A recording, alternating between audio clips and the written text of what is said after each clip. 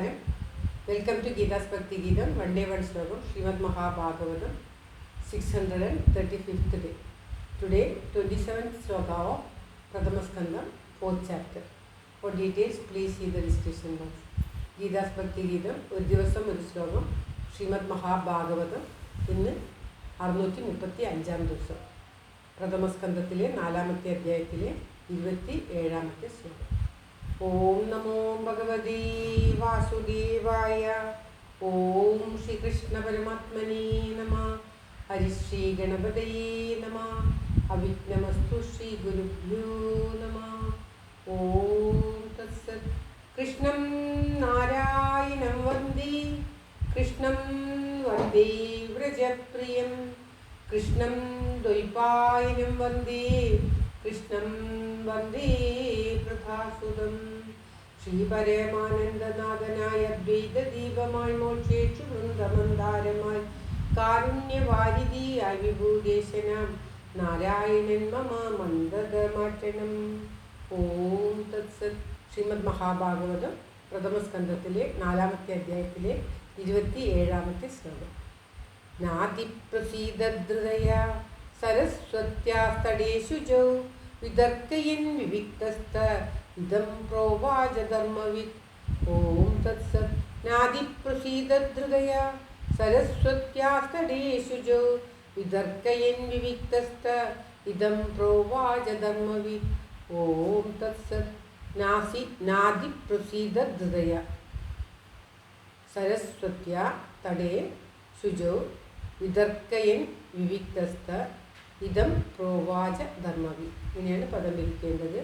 നാദിപ്രസീദധൃതയ, അത്യന്തം പ്രസാദിക്കാത്ത മനസ്സോട് കൂടിയവൻ, ഹൃദയത്തോട് കൂടിയവനായിട്ട്, ശുചൗ ശുദ്ധമായ, സരസ്വത്യാ തടേ സരസ്വതി നദിയുടെ തീരത്തിൽ, വിവിക്തസ്ഥ ഏകാന്തത്തിൽ ഇരിക്കുന്നവനും, വിതർക്കയൻ ആലോചിക്കുന്നവനും,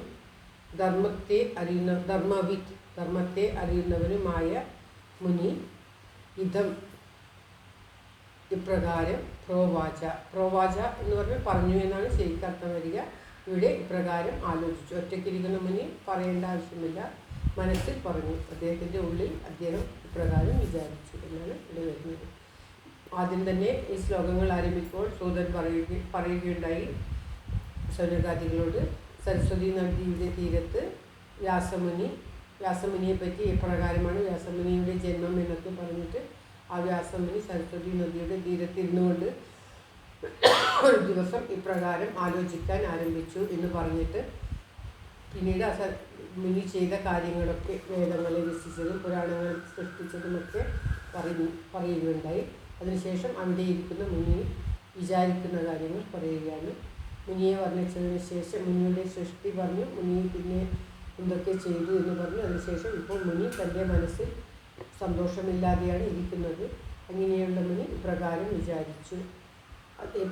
എങ്ങനെയുള്ള മുനി എന്നുള്ളതാണ് ഇവിടെ പറയുന്നത്. അത്യന്തം പ്രസാദിക്കാത്ത മനസ്സോടുകൂടി, ആലോചനാമഗ്നായിട്ടിരിക്കുന്ന അദ്ദേഹം അത്യന്തം പ്രസാദിക്കാത്ത മനസ്സോടുകൂടി ശുദ്ധമായ സരസ്വതി നദീ തീരത്തിരുന്നു കൊണ്ട്, ഏകാന്തത്തിൽ ഇരുന്നു കൊണ്ട് ആലോചിച്ചുകൊണ്ട്,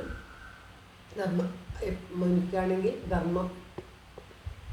നല്ലോണം ധർമ്മവിത്ത് എന്ന് പറഞ്ഞാൽ ധർമ്മത്തെ നന്നായി അറിയുന്നവനായിട്ടുള്ള ആ മുനി ഇപ്രകാരം വിചാരിച്ചു. തൻ്റെ മനസ്സിന് എന്താണ് അസ്വസ്ഥമുണ്ടാകാൻ കാരണം എന്നുള്ളതായിട്ടുള്ള ആ മുനി ചിന്തിച്ചത്. ശ്ലോകം ഒരിക്കൽ കൂടി.